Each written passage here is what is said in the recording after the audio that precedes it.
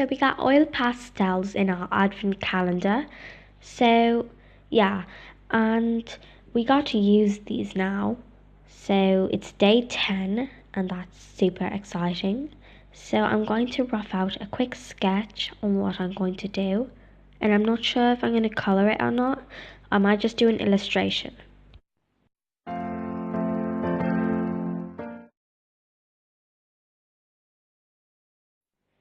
So I've done the sketch. It's an avatar of the Smurf Sully team, and I don't think I'll be using colour. I might use a bit of a pop colour, but that's about it. I think I'll just use black and outline.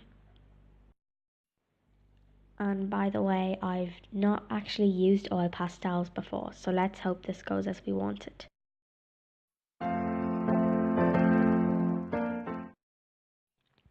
So I'm really happy with the result of this, considering I've never used oil pastels before. I did end up going with an illustration look because I was finding it so hard and so chalky to work with, but I added a bit of red for the YouTube symbol to make it kind of pop. I hope you all enjoyed this video. Please like and subscribe.